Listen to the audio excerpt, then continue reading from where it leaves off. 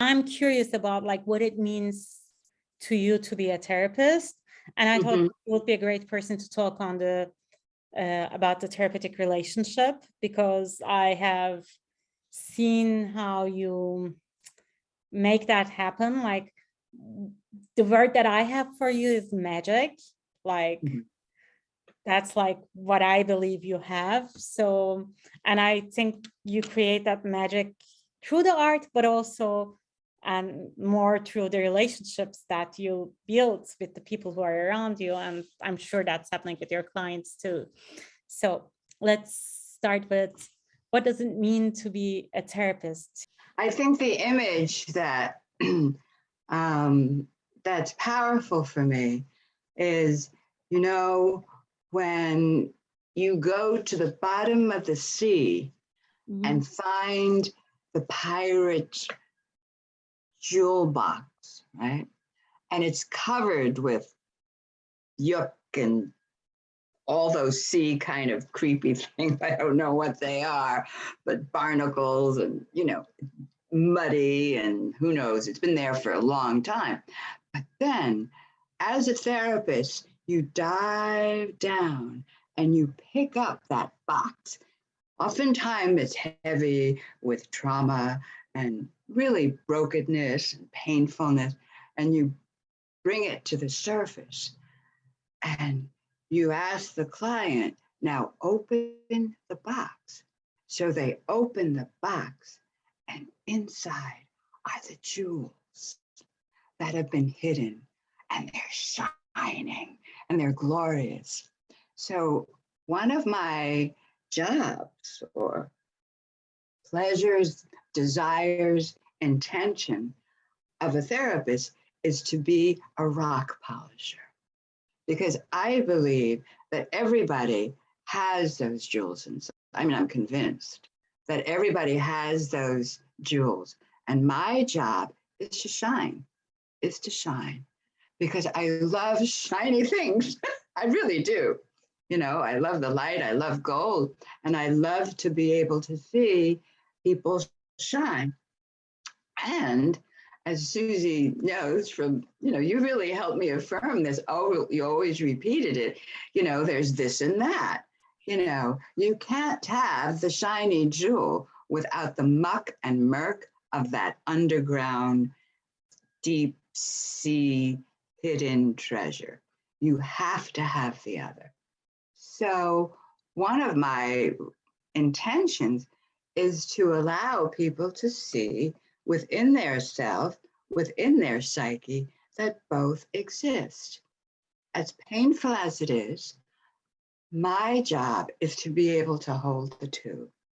And, the hope is that it's done with compassion, because that's, I guess, one of my paths is of the heart. And, now people say, well, what would Jo say? She would say, can you be compassionate about that thing you just did? Can you make room for that? Can it be okay? And the interesting thing is, Rumi says we teach what we seek. It's not like, I'm some enlightened being in any way. This is my path too. Not that I use the clients to work on my own psyche, but this is the way I've chosen to live in the world. And what an honor to have other people who are on that journey too. It's like when I used to teach, I would have the students design, where do they sit? Where do they walk when they're with their clients, right? Do they walk in front? Do they walk in the back? Do they walk these? There's no right or wrong answer, but that'll help determine what kind of therapist, you want to be. And I always was just right next to them, just walking the path with them. Because I think, that's what therapists really are doing. The therapists are the wounded healer.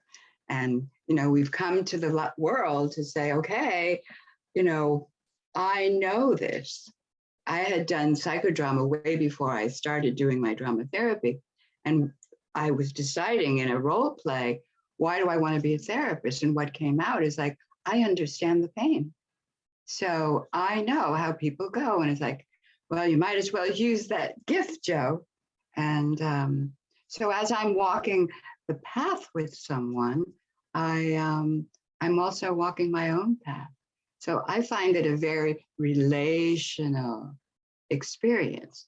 I still remain the therapist, and yet, we become the friends that helped bring up that old treasure chest together.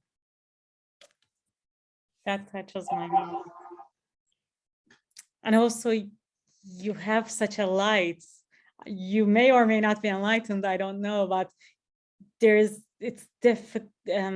definitive that you are spreading light to the paths of so many people, your students, your clients, and the people that you train and supervise. Wow, thank you. Well, thank you. Thank you. Do you mind talking a little bit about the therapeutic relationship too, like a little bit deepening in that? I mean, delving into that. What it means, like what happens in that relationship, like how healing happens. Well, it's also about the rock polishing, right? We learn in 101 therapy school is that what happens and it needed in development is that mirroring process, right? And it's crucial. And life is funny. People come into the world and little babies are mirrored in love, and then something happens, and it's not that they're not loved, but the mirroring doesn't stay the same. And I'm trying to figure out what happens there. Is it when the ego gets in the way? And, because so many people, something happens to them and they just can't be who they are. And I think it's absolutely essential that we get to be who we are in this world. And that I think that the therapeutic relationship that's my job, to mirror them. I am the mirror. I am the empty mirror. I'm just reflecting back and holding perhaps that light, the brilliance of who you are, and allowing that to be. So I think that's so essential in the relationship. And, whether it's the young man who can't make it in college, it's like, how do I help him find out what he really wants to do in those courses, or the traumatized young woman who feels horrible because of all these things has happened to her. I help validate and mirror the little girl who was abused, and it's like, it's the holding, it's the holding. And I think we all need it. And sometimes it can't be your mother or a friend. So I feel in the therapeutic relationship, the therapist represents the other. The therapist represents the world, because there isn't a detachment, I have strong boundaries.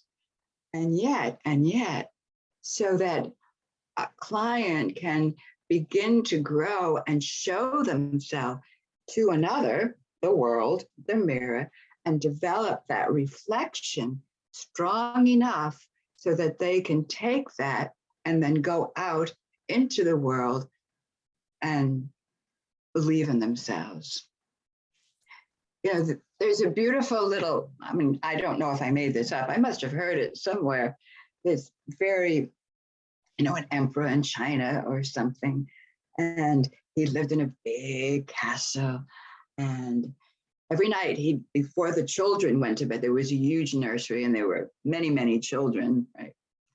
And every night, this was his job. He'd come in with a glowing candle and he'd sit by each child and cover them up in their beautiful golden quilts with silken threads and tuck them in and give them a kiss on one cheek and another and say, just be who you are. Good night. And that makes me cry because, that's all we need to do. Yeah. So I like to help, or, or mirror that back in people. Just be who you are. The Japanese word wabi-sabi, it's perfectly imperfect. We're all perfectly imperfect. That's so beautiful. Yeah. So it's like holding the space for them to be who they are. Yeah, don't you think? I do. Right. I think most of therapy is like creating the space for the people to be themselves and Right. giving them full acceptance and empathy and compassion. And then actually the transformation happens. And it Right, happens just even like in that. encounter. Yeah. And then Even, arts and mindfulness and movement right. and All drama that are comes like in. great resources to support that, but that's Right. the basis, the space that we create. Right. And I mean, that's the beauty. I mean, I feel so privileged that I like to work in the arts. I'm thrilled that I like to do that because art becomes the container. Yes. Right. And that I'm the container in the art, but what do I know in a way? It's their process and I reflected that. So, perhaps it is like the magician bringing in the cauldron, look and see what do you see in the lake? What's the mirror image? But, be who you are and I will help guide you, It's an honor. It's an honor. It is. It is. We are lucky to have like such great work lives. I mean, such a great work, such a great job, or, I think it's an We're honor lucky to to do witness. this work, right? Because it's a gift. Yeah, It's hard sometimes for sure, and difficult clients and, life is struggling, but it's real, and and you can get help. Oh, sorry. And it's an honor to be the compassionate witness for them. Right. That was profound. Thank you. Is there anything you want to say before we close this? I don't know. Yeah, thank you. It's it's so special to be with you because I've seen you grow so much, so it's so beautiful to be here. And that's the greatest joy because, some people come and they go and you never see them again, which is fine, but when you, stay in touch with somebody and then even if you didn't shine, that would be beautiful too. Because you are who you are, no matter what you do. See? Right. You're Susie. So, no, it's beautiful. Oh, thank you. That touches my heart. Yeah. Thank you. All right, dear. Thank you. Okay.